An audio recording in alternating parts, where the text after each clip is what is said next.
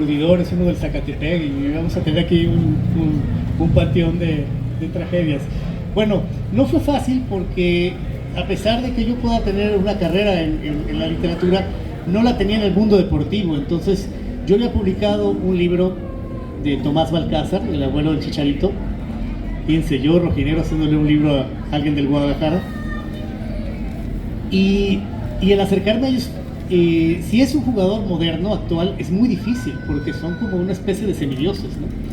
Sin embargo, la satisfacción fue muy grande cuando vas con jugadores antiguos, jugadores de los 90, de los 80, de los 70, de los 60, incluso de los 50, que tuve 3 entrevistas de los jugadores más antiguos del Atlas.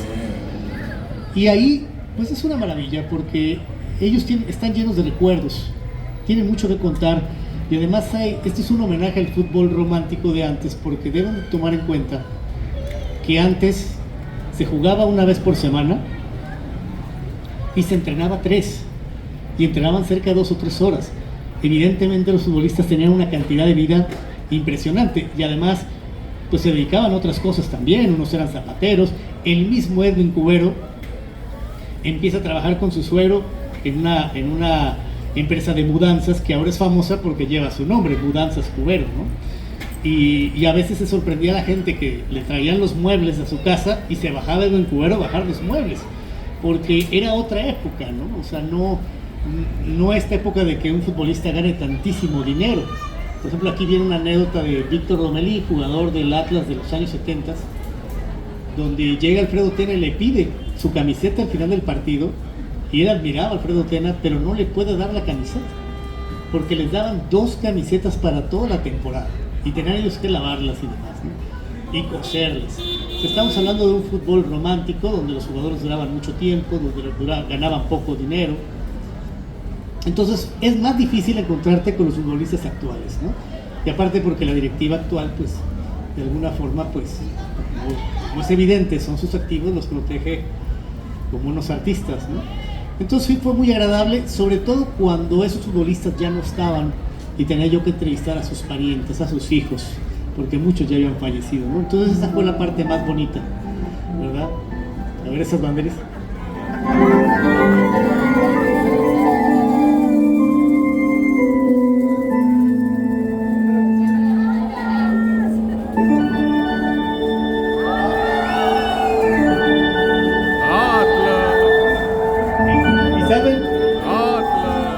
¿Y saben qué es lo maravilloso? Aquí estamos hablando de este libro del Atlas, de ayer el Atlas quedó en penúltimo lugar del campeonato, ¿no? O sea, eso es parte de la... De hecho, cuando fue campeón hasta yo me sentí incómodo. Yo dije, no, esto, ¿cómo se come, no? Entonces, ahí fue el descubrimiento porque tuve contacto, por ejemplo, con la hija del fundador, Fanny Cortina, que me proporcionó mucho material de su padre, el fundador. Ahí te das cuenta cómo era el fútbol en 1916, qué se apostaba, cómo eran los uniformes, y te enteras de muchísimas historias que no son propiamente de fútbol. Aquí estoy contando circunstancias también secundarias del fútbol. Por ejemplo, hay un futbolista que las personas que tengan arriba de 50 años se acordarán, que se llamaba Magdaleno Mercado. ¿Alguien escuchó hablar de él? Pues bueno, Magdaleno tenía una gran pasión. Él quería ser cantante. Le gustaba el fútbol, pero quería ser cantante. E incluso llega a grabar un disco y se lo produce Poncho D'Alessio, que era el padre de Lupita D'Alessio. Pero llegó un momento en que Felipe Setter, exjugador del Atlas, después directivo, le dice: el fútbol o la pisteaba, ¿no? Entonces, pues yo quise hacerle justicia porque el capítulo que le dedico, claro que cuento su historia como futbolista, pero también cuento los 2-3 conciertos que dio, ¿no? Que para él fueron como muy importantes, ¿no? Luego te van a encontrar historias, por ejemplo, la de Che Baldati, que fue entrenador del Atlas. Él lo contratan en Argentina en 1943, pero no lo contratan a él, contratan a su hermano, que se parecía mucho físicamente. Pero resulta que el hermano se acaba de casar y la mujer le dice: si tú te vas a México nos divorciamos, yo no me voy a ir a vivir a México. Entonces el hermano, preocupado porque su hermano, porque su hermano no iba a poder ir a México porque la esposa no lo dejaba, él se hace pasar por su hermano y se viene a México. Distraídos la afición rojinera, sobre todo los directivos, en cuanto llega lo llevan a la federación, lo registran y lo debutan el mismo día. Como a las 2 semanas se dieron cuenta que no era quien habían contratado. Y resulta que él va a ser el posterior entrenador más exitoso de la historia del Atlas. Lo siento para los neoatlistas que piensan que es Diego Coca, no, es Baldatti, quien ganó 5 títulos, 1 de Liga, 2 de Copa y 2 de Campeón de Campeones, ¿no? Y todo fue por un accidente, ¿no? Él no quería realmente asistir a México, ¿no? Era su hermano. Y pues bueno, la verdad es que lo mejor que me dejó el libro fue exactamente eso, ¿no? Conocer a las familias, conocer a los jugadores y darnos cuenta que así como ahorita a lo mejor los jóvenes están ilusionados con, por ejemplo, con Camilo Vargas, pues hubo otra época donde se habló de Héctor Brambila, del Gato Vargas, más atrás de Córdoba. Entonces, pues es eso, ¿no? La oportunidad de ser la herramienta al escribir para que estas anécdotas no se perdieran. Ahora, también hiciste un gran rescate fotográfico y aquí es importante, bueno, por lo menos desde mi punto de vista como una persona que se dedica a hacer libros y sabe el trabajo que es. Cuéntanos, en todo este rescate fotográfico, en todas las entrevistas, ¿cuánto tiempo te llevó llegar a este producto? Que obviamente ya tenemos 2 versiones, trabajaste un año más para ampliarlo, pero la primera parte ya era pues todo un expediente histórico. ¿Cuánto tiempo te llevó llegar a esto? Bueno, hay una parte primera del libro que eran parte de mis archivos, porque yo quería ser futbolista, pero como lo he dicho en algunas ocasiones, yo no me jodí la rodilla como muchos dicen, ¿no? Yo simplemente era muy malo. Entonces cuando yo era niño y me llevaban a jugar a algún club, pues para mí era muy triste darme cuenta que yo era muy malo. Entonces dije, bueno, la única forma de ser partícipe de esto pues es aprender, ¿no? Entonces de pronto tú veías que los demás jugaban y yo pues iba a salir con mi bola de datos. Ah, sí, pero este jugador estuvo en tal equipo, en tal equipo. Mi madre siempre me dijo que yo era un hombre lleno de datos sin importancia. Afortunadamente todos esos datos sin importancia los he ido metiendo en mis libros, ¿no? Entonces, digamos que ya había una base para la cual sentarse y escribir. El proceso para hacer el libro me llevó aproximadamente 9 meses entrevistar a todas las personas. Hay que tomar en cuenta que me había quedado sin trabajo. Entonces, en este momento del desempleo me quedaban 2 cosas, ponerme a llorar o ponerme a escribir. Entonces también me di cuenta que con la rutina del trabajo nunca lo iba a terminar. Dije, me voy a arriesgar a morirme de hambre este año. Y lo peor es que sigo muriéndome de hambre. Y pues me puse a entrevistar a esas personas. No fue fácil porque unas no se encontraban aquí, por ejemplo, hablar a Costa Rica para hablar con los familiares, por ejemplo, del palmareño Solís. Unos estaban en México, otros me decían, pues es a tales horas llegabas y no podían. O sea, todo eso me llevó unos 9 meses. Y la escritura fue todos los días. Durante esos 9 meses yo les puedo decir que desayunaba, comía y cenaba Atlas, ¿no? Situación que era difícil porque a veces yo estaba en la noche y soñaba con el Atlas. Yo cuento que una vez soñé que llegaba mi madre y me decía, hijo, como buena madre, me decía, te encontré un testimonio. Yo dije, ¿quién? Y me dice, es ese señor que está en la esquina. Y en mi sueño volteo y está sentado César Luis Menotti, ¿no? Entrenador de la selección de Argentina del 78. Y yo le decía, mamá, pero es que él no jugó en el Atlas, no tiene nada que ver. No importa, hijo, te lo conseguí. Ese tipo de circunstancias que se mete uno mucho en el personaje, ¿no?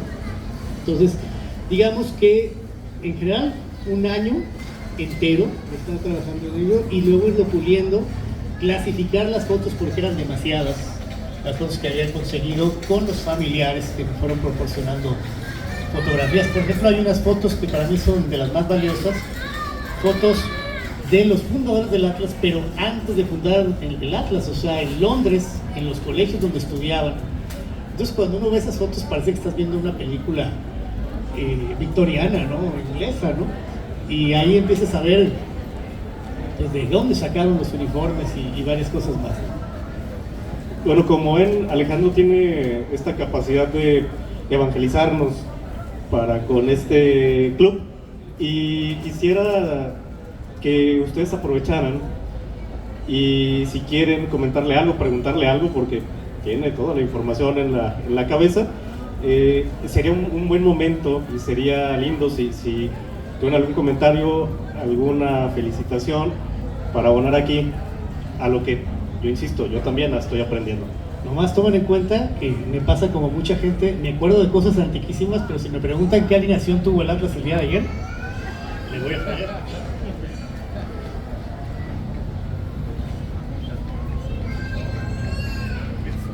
¿Quieres pasar? ¿Te paso el micrófono? Si pueden acercarse por aquí, se los paso.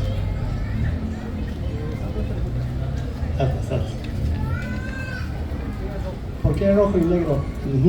Mira, los colores rojo y negro hay dos versiones. La primera y la más aceptada es que en el colegio Amplefort, donde estudiaban los Orendain, los colores que utilizaba el equipo deportivo eran rojo y negro, que son los dedicados al patrón del colegio, que es San Lorenzo.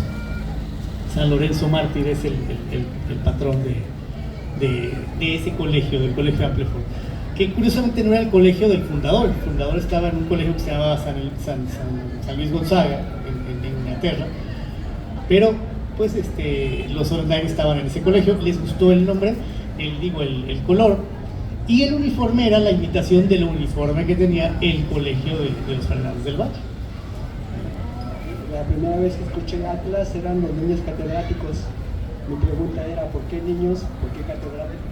Sí, fíjate, el mote de niños catedráticos surge cuando Novelo, que era un exjugador del Atlas, campeón del 51, retoma al equipo como entrenador, y en una de tantísimas crisis que ha tenido el Atlas, que pues cada 2 años hay una crisis, pues hay una crisis económica, no pueden contratar jugadores. Ustedes saben que habitualmente contrataban argentinos, acaban de contratar brasileños, no pueden contratar y dicen vamos a jugar con puros mexicanos. Y el Atlas fue subcampeón en la temporada 65-66 con puros mexicanos, pero eran muy jóvenes todos. Entre ellos estaba el Finito Buenrostro, estaba Magdaleno Mercado, estaba el Dumbo Rodríguez, estaba el portero que era el Gato Vargas. Entonces, porque jugaban tan bien, eran muy niños, y porque el Atlas era la escuela de fútbol más importante, la academia, pues el mote que les pusieron eran los niños catedráticos, porque eran los niños que ya estaban dando clases al jugar, ¿no? Y les quedó muy bien ese nombre, ¿no? Yeah.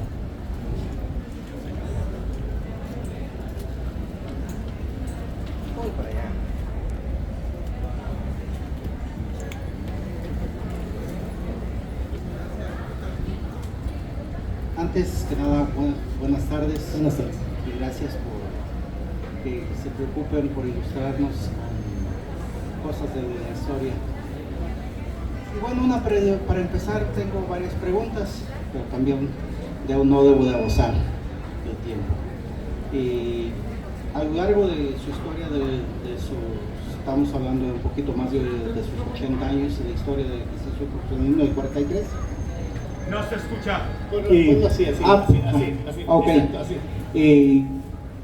De esas 80 años de historia del fútbol, el Atlas ha cambiado de motes o de nombres varias veces.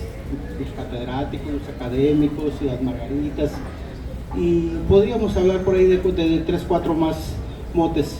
¿A qué se debe y por qué se dieron? Mira, el mote original eran las margaritas, rojineros viene implícito por los colores, y lo de los niños catedráticos por esta cuestión del 66. En los años 60 empieza esta idea de ponerle un mote al equipo, porque uno piensa que eso es algo muy habitual, pero por ejemplo si ustedes miran el fútbol español, hay 2 o 3 equipos que tienen mote, pero oficialmente solo hay un solo equipo de toda España que tiene un mote, que es el Athletic de Bilbao, que se llaman los Leones del Athletic de Bilbao, porque en San Mamés, su estadio, está dedicado a un santo que iba a ser devorado por los leones, un niño, y que no es devorado por los leones. O sea, lo respetan porque es un niño santo. Y obviamente habrá gente que le dice culés a los del Barcelona o merengues al Real Madrid, pero no es el mote oficial de un equipo, no tienen. En México empieza esa costumbre en los 60. El nombre de Zorros, que es el apodo que le empezaron a poner en los 60, surge en gran medida de Ángel Fernández, que es el que también de alguna forma bautiza posteriormente al Cruz Azul y le pone la máquina que pita y pita y el rebaño sagrado, ¿no? Porque no es el apodo, es la Chivas, pues el rebaño sagrado. Entonces se da ese juego, ¿no? Y a la América le llaman los crema, los viñonetas, y ya más adelante pues hasta los convierten en águilas para ser un poquito más comerciales, ¿no? Pero fíjate que a pesar de todo, el Atlas sigue siendo Atlas, independientemente de los apodos. Situación que no le pasa al Guadalajara, que el apodo es tan fuerte que acaba siendo Chivas más que Guadalajara. Y sobre todo las nuevas generaciones, ya le llaman Chivas. Y bueno, después también un problema legal que tuvo Vergara, pues con más razón eran Chivas, ¿no? Más que Guadalajara.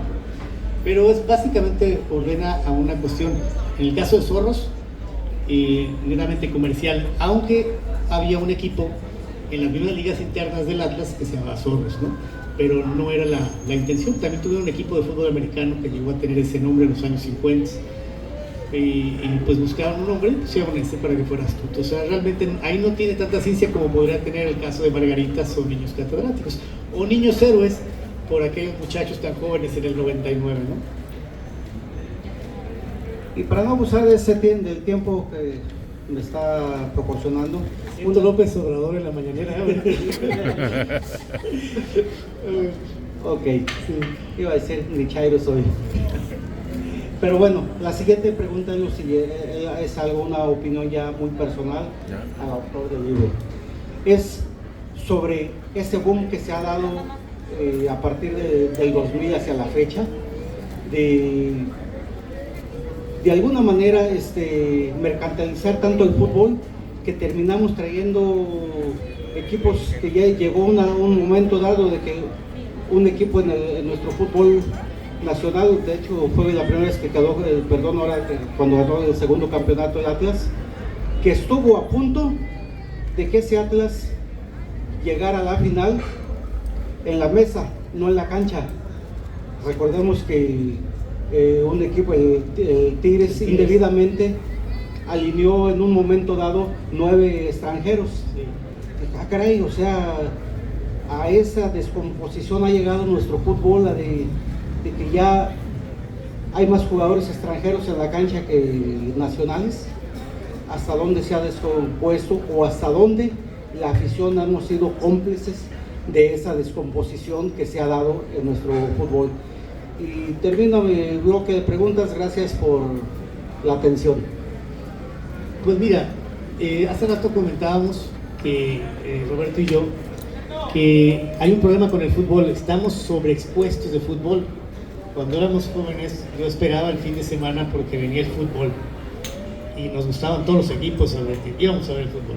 Pero es de que ahora hay fútbol el lunes, el martes, el miércoles, el jueves, el viernes. Hay fútbol todo el tiempo. Antes era campeón el que más puntos hacía, las temporadas eran largas, ahora son cortas. Puede ser campeón el equipo que sea número 12 o 13. Es más, el Atlas mismo, si ayer hubiera ganado 5-0 y si hubieran perdido varios equipos, se hubiera calificado. O sea, no es correcto.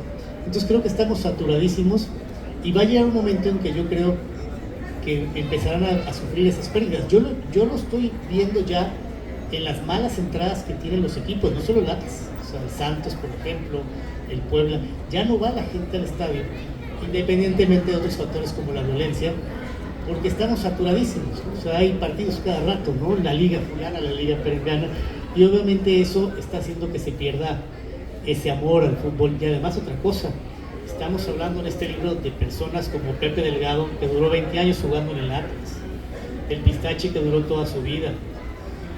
Ahora resulta que cada 6 meses los jugadores son distintos, ¿no? Entonces eso también hace que se pierda el arraigo, ¿no? Y además el crear, por ejemplo, plazas distintas como Mazatlán, una zona completamente beisbolera, ¿no? Y ahora con un equipo de fútbol. Pues yo creo que como todo en la vida, cuando está sobreexpuesto, tiene ese problema, y va a llegar un momento en que ellos empiezan a ver, pues que empieza a bajar las vistas, ¿no? La gente se cansa.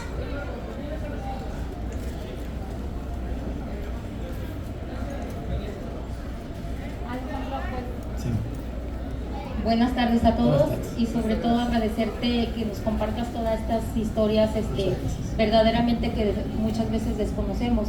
Mi hijo le va al Atlas, mi yerno, Luis Olivares, Juan Pablo, aunque pierdan ellos siguen siendo Atlas. Entonces, es bonito, les voy a compartir ahora para Navidad, regalarles, no sé, el libro y que se empapen más de la historia. Perfecto, dejemos Sí. de regalar calcetines, por favor. Sí. Bueno, yo ahorita ya quisiera que me regalaran calcetines, pero de niño era muy frustrante que ver una cajota y dices, que me regalaron un robot Sí. y ahora ya sean Hay calzones. que tener un poquito más de cultura, ¿verdad? Porque no la mantenemos. Tenemos el celular y desgraciadamente está absorbiendo otras mentalidades. Y fíjate, aquí voy a balconear a alguien, no voy a decir el nombre, pero Sí. en alguna ocasión una reportera me pidió fotografías de cuando el Atlas inició, Ah, qué bien. una mujer de unos 30 y tantos años, pero me dice, le digo, pues tómalas de ahí, y me dice, es que quisiera las originales a color.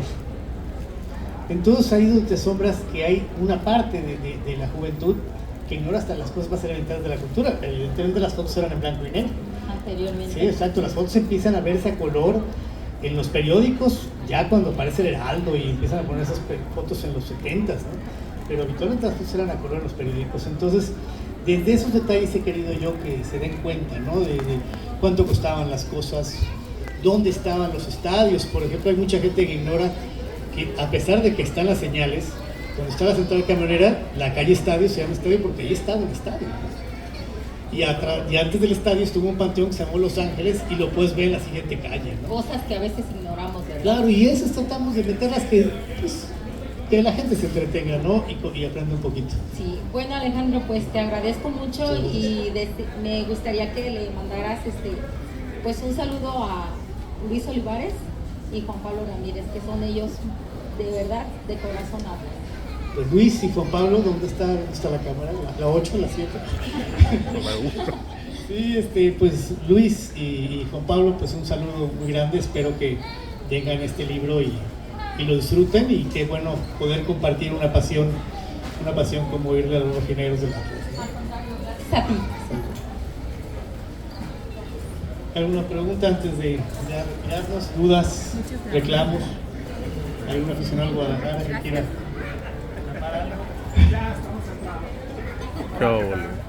Buenas tardes, mi nombre es Buenas tardes. Martín. Oye, disculpa, como tú decías de los años 70, aquella época de Rambila y todos ellos, la UDG, el Jalisco y todos. Yo realmente dejé de ver fútbol del Mundial del 86 para acá.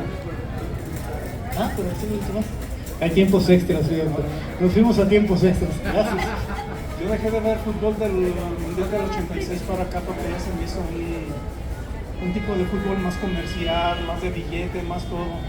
Pero lo que a mí ahorita, cuando ya no quieren a un entrenador, ¿por qué la afición tiene que pagar o tiene que ir a ver a perder a tu equipo? ¿Sí? Eso es también otra de las cosas. Y más sobre todo, como tú dijiste, un reclamo, es sobre todo los comentaristas. Está como el niño González, sacando a balcón. Ya cada televisora se va por su equipo y levanta su equipo, que Chivas y ahí todos y ya. Y ahí ya se pierde lo que viene siendo la discontinuidad también de los comentaristas de un buen fútbol mexicano. Lo que pasa es que hay que tomar en cuenta que también los medios se encuentran en una crisis, porque antes ellos tenían el monopolio absoluto y ahora cualquier persona que suba un video en YouTube o algo así puede tener más vistas que ellos. Entonces tratan de llamar la atención. A mí me queda claro que aunque sabíamos que había ciertos comentaristas que le iban a un equipo de fútbol, pues antes había más objetividad. Aún así decíamos que en Televisa pues siempre al América lo iban a poner muy bien, ¿no? Pero curiosamente, el Atlas es uno de los equipos con más gente en el medio que le iba al Atlas, ¿no? Era el número uno. en aquellos Incluso tiempos. la voz del Estadio Azteca, Melquiades, le iba al Atlas también, ¿no? Entonces, sí, bueno, yo creo que es parte de lo mismo que comentábamos hace rato, o sea, Pero el fíjate, perder eso, ¿no? también ahorita lo que las apuestas de caliente y todo eso, como que ya hace un poco de más manipulación al fútbol, ¿no? Yo estoy con esa A expectativa. mí me llama también. mucho la atención porque yo me acuerdo cuando era niño, había un beisbolista que se llamaba Pete Rose, que jugaba en Cincinnati y luego en los Phillies, que fue suspendido justamente por apuestas, ¿no? Sí. Entonces sí hay un poco es una cosa ilógica que un equipo de fútbol pues promocione apuestas, ¿no? Yo la mera verdad, pues para mí la UDG y el Atlas, cuando eran los amigos de la academia y Sí. las Margaritas, la verdad. Pues fíjate que yo con la UDG tengo un gran cariño, no solo porque es mi alma mater, sino porque cuando yo era niño me llamaba la atención no solamente el mote de Leones Negros y el uniforme tan bonito, sino de que sigue todos siendo. traían el pelo largo y parecían leones. Era Reinaldo Gualdini, el médico Dávalos, Ríos, o sea, se veían imponentes. Mónico Reyes y todos Exacto. ellos, ¿verdad? Es toda nomás esa mi Muchas inquietud. gracias. Sale. Un reclamo, como usted dijo.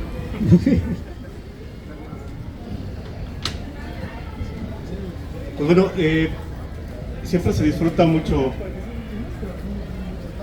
¿Alguna duda que platicar tengan? con Alejandro. Y pues bueno, como podemos tener un poco más de tiempo, también sé que Alejandro tiene otros compromisos, pero puede acompañarnos un poco más. Si alguien tiene algún otro comentario, y como decía... ¿Alguna pregunta de un- historia sobre el texto, sobre el libro, algún contenido que crean que pueda ser conveniente que esté y a lo mejor si está? Árbol de visoreo. Mira, más que de visoreo, me gustaría platicarte un tema que está en la controversia, sobre todo en Europa, no sé aquí qué tanto, porque también se hace aquí un capítulo y un buen comentario sobre el fútbol femenil, porque también nos trae Alejandro a cuenta en este libro datos sobre el Atlas en esta liga novedosa del fútbol femenil, y bueno, está todo este reclamo de la paridad salarial y la paridad en mercadotecnia. En este sentido, y con el equipo de fútbol que ahora obviamente pertenece a una empresa y tiene sus intereses, pero tú ¿cómo ves la liga femenil y al Atlas femenil? Mira, la Liga Femenil me parece que es un buen proyecto. El problema es de que soy solo 3 equipos que le meten dinero, entonces siempre son los mismos que ganan, ¿no? El Tigres, ¿no? Por ejemplo. Aquí trato de contar un poquito de la historia del fútbol femenil, no solamente el Atlas, sino de México. El Atlas empieza a tener un equipo de fútbol en los años 20, otro aparece en los años 40, pero era una cuestión como de nivel amateur. Todavía en los 80 se intentó hacer algo un poco más profesional, y le dedico un capítulo a una chica que me parece pues muy admirable, que se llama Fabiola Ibarra. Ella es delantera del Atlas. Es una mujer joven, no creo que pase de los 31, 30 años, pero tiene una vida impresionante. Ella ha ido a jugar a los Panamericanos, ha ganado varias medallas, estuvo en el Tigres, estuvo en el Cholos, que bueno, eso de los nombres de femeninos es muy complicado porque son cholas, tigras. Eso sí, hay que reconocer que el Necaxa es el equipo que mejor nombre le han dado al equipo de mujeres. ¿Usted sabe cómo se llama el equipo de Necaxa femenino? El masculino se llama los Rayos del Necaxa, y resulta que las mujeres se llaman las Centellas. O sea, es bellísimo, ¿eh? O sea, que se le ocurrió Rayos y Centellas y se quitan de problemas.